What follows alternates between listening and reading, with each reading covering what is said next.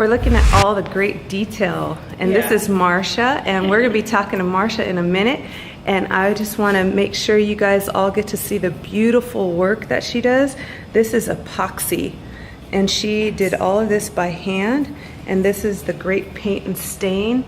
And we're here at, what's the name of this restaurant? La Traviata. La Traviata in Long Beach. Yeah. And this is a place that I was at last night. And I was having cocktails and I met Marsha, and she's the one who's doing the renovation. And I'm showing you guys all of this because we always talk about living out our dreams, and we always talk about doing stuff that's a little bit different here on Conversations with Christyna. And Marsha has been so gracious, and she is going to let me bring her into the conversation and talk to you guys. Which one is the, what are these called? The chandeliers? Or the medallions? No, the medallions. Okay, yeah, the medallions. Yeah. The one that I have that I'm going to paint is in this room. Okay. Yeah.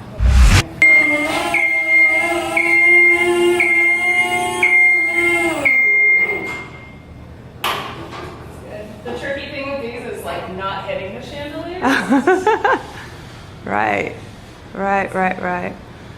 Oh, so that thing moves out. Okay. Yeah. Look at that. All right, so we get to see how it's really done. I mean, this is like a rap song. This is how it should be done. No, I'm kidding. That's very me. Do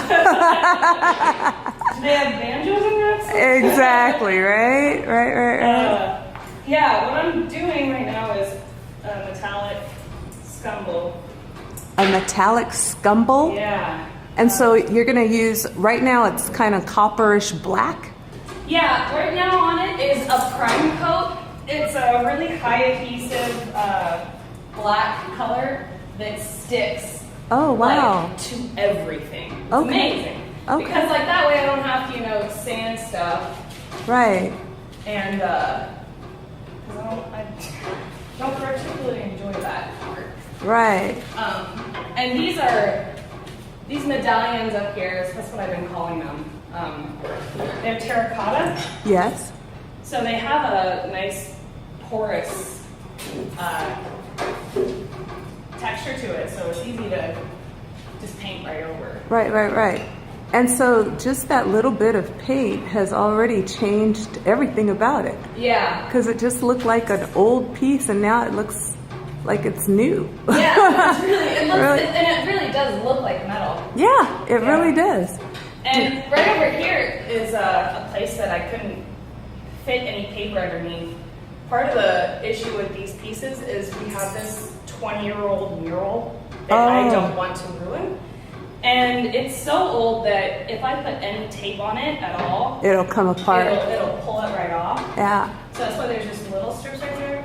And then I'm just Well, you know what's really interesting about this is that when you go to the Sistine Chapel and you see all of the painting that took place on the ceiling, yeah. they didn't have one of these machines. I'm like, how'd they do it? Well, if you know the story of how he did it, he laid up there. Yeah, it was actually I think it was a huge team of painters. It wasn't just him. But still, I mean, yeah, they just built wooden scaffolding and did it. Yeah. And so, what made you get into this? What made me start doing this is I've always been like a fine art painter. Oh, wow. It's just something that I don't know. It was kind of nice. It was just something that I would just like sort of zone out. And not even pay attention to what I'm doing. And then when you finish and you look at what you just did, you're like, oh. Right, like, did I do amazing. that? Right. Yeah, and part of like how I started was in high school for theater, painting the stage. Oh, like okay. the scenery for the stage. Uh-huh. And that kind of like really fulfilled that interest for me, because when you paint for things that are supposed to be looked at 50 feet away, it doesn't look like, when you're up close to it, it doesn't look like whatever you're painting. But then you have that moment where you back away and you see it for the first time. And that's really when you see like what you did. Right. So it kind of took all that stuff I liked about studio work and amplified it, you know. And then it was cool too because in that art form, you're working, just like with the Sistine Chapel, you're working with a team of artists. And when you have like a group just like developing a hive mind and making these beautiful like 50-foot by 30-foot backdrops, and then you get to watch it together as people perform, it's just like it's a really, like you can't get that anywhere else. All right. So one of the things that I know being an artist is sometimes we hear starving artists, you know, but I was showing our audience, welcome, Conversations with Christyna. Yeah. But I was showing everyone this epoxy. And I know epoxy simply because I wanted to do epoxy in my garage. Yeah. But looking at this, the detail and the swirls and the way that the gold is in there, you guys, it's amazing. It's absolutely amazing. And then the bar back, you can totally see the bar back. Yeah, the silver. How do you stay in this business and don't suffer from the starving artist syndrome? I mean, work like this is really great because it's on my terms and I put out my pricing for it. So it's kind of like, I think right now in our culture as an artist, it's really hard because you feel like you're supposed to be struggling, but getting over that is really the defining moment from when you go from being an artist to being a businesswoman. This work, for me, I know it's really high end, it's really gorgeous and artistic, but for me, it's not like an art. It's a craft, you know. Yes. It's something that I can make money off of to avoid starving. But Yeah. I love what you said though. Yeah. You said you went from the mindset of, yes, this is an artsy fartsy thing, to a businesswoman. Yeah. And I think that that's where a lot of people who are seeking their passion, they kind of forget. At the end of the day, you do want to eat. Yeah. You want your passion to be able to feed you. We're basically right now is like, you can't be passionate and make money. Like that's not an option. And it hinders people and it hinders artists. I know a lot of artists where it's just like, that's the decision that you have to make. And it doesn't make you more successful or more talented or your work any better. It's the same work, it's just an internal decision to have self-worth, I guess. Yeah. I mean, and being a woman, would you say that that's a bigger struggle? Because you ended with self-worth. Yeah. And the artist community, as you said, it kind of comes down to this or that. It can't be this and that. You can't have the passion and the profit. You have to have the passion and starve and die for the art. Yeah. But you seem to make that transition very, very easily. I mean, what was it? Like, what was the defining moment? Because you said, I determined my pricing. It was, for me it was, okay, we can, like I'm from a small town in Kansas, and that's why I moved to LA. I was just like, I need to make money. Like, I don't want to sit behind a computer. I don't want to do these things. Like when I was in college, my mom all the time was like, get a minor in teaching. I'm like, I don't want to teach. Right. Like, I don't want to do that. And so it was like problem solving, you know, like this is something I want to avoid. How can I do it? Okay. And my move here was basically, where are all the talented artists? Where are all the people I admire and respect and that are doing what I want to do? And all my friends were here, so I was like, I'm going there. That's huge.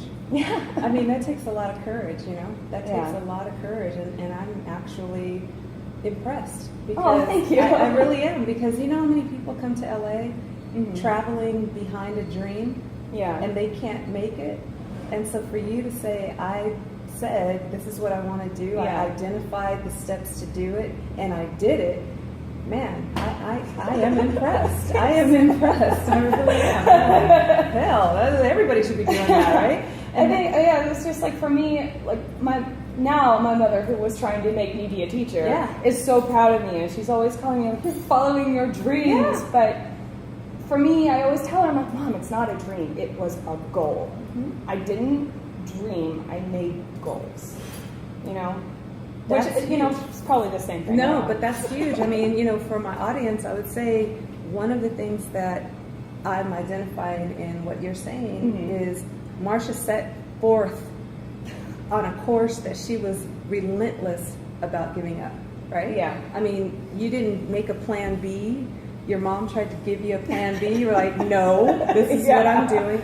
And sometimes we find it challenging to just stick to what it is that we want to do. And did you find that life just kind of helped guide you? Doors just kind of opened?